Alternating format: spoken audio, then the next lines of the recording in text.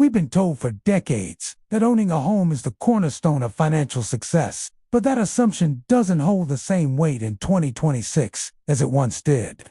With higher interest rates, elevated home prices, insurance increases, and ongoing maintenance costs, the math behind home ownership has become significantly more complex. What used to be a straightforward wealth-building path is now a nuanced financial decision that depends heavily on timing, location, and opportunity cost. For many people, the idea of buying a home is still emotionally tied to stability and success. It represents security, control, and the classic version of the American dream. But emotional value and financial efficiency are not always aligned. In today's market, the cost of entry alone can reshape an entire decade of financial planning. This is where the real question begins. Is buying still the most efficient way to build wealth, or has it become a lifestyle decision disguised as a financial one? To answer that, we need to break down not just mortgage payments, but the full cost structure of ownership compared to renting, and what you could be doing with the difference. When most people compare renting and buying, they focus almost exclusively on the mortgage payment.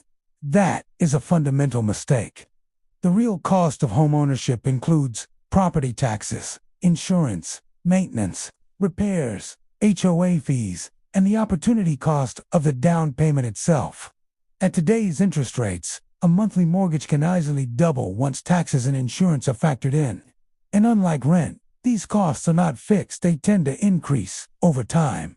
Insurance premiums have risen significantly in many regions due to climate risk, while property taxes adjust as home values rise. This creates a compounding cost structure that many first-time buyers underestimate. Then there is maintenance, which is often overlooked entirely in early financial planning. Roof replacements, HVAC systems, plumbing issues, and appliance failures are not hypothetical, they are inevitable. A common rule of thumb is that 1% to 3% of a home's value should be set aside annually for maintenance. Yet most homeowners do not budget for this consistently. When you combine all of these factors, the true monthly cost of ownership can exceed initial expectations by a wide margin. This is why comparing rent to mortgage alone gives a distorted view of financial reality. One of the most overlooked aspects of buying a home is opportunity cost. A down payment today is not just money spent. It is capital that is no longer invested elsewhere. In a higher interest rate environment, this becomes even more significant because alternative investment yields may compete directly with real estate returns. For example, a substantial down payment tied up in a single property limits diversification. Instead of spreading capital across assets like index funds, retirement accounts, or liquidity reserves, homeowners concentrate a large portion of their net worth into a single illiquid asset. This increases exposure to local market conditions, property-specific risks, and economic cycles tied to a specific region. Additionally, mobility becomes financially constrained. Selling a home is not instantaneous. It involves transaction costs, market timing risk, and potential delays. Renters, by contrast, maintain flexibility to relocate for job opportunities, cost of living adjustments, or lifestyle changes without incurring significant financial friction. This does not mean homeownership is inherently bad. It means it carries trade-offs that are often undercommunicated in traditional financial narratives.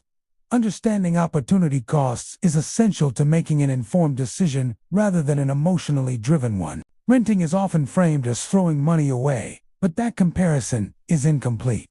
Rent is not an investment. It is the cost of flexibility, liquidity, and risk transfer.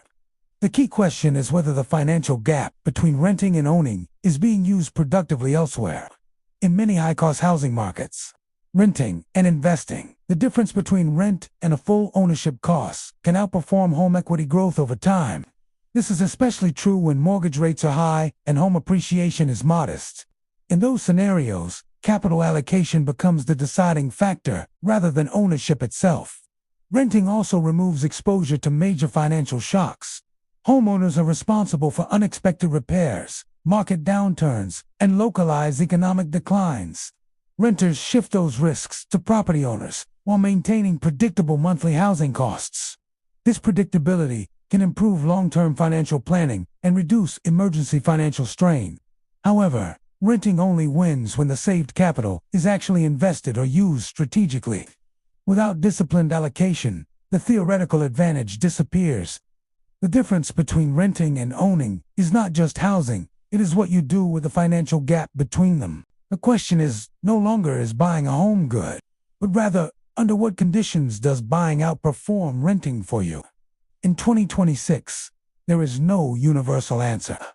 Homeownership can still be a powerful wealth-building tool, but only when purchase price, interest rates, holding period, and local appreciation align in your favor.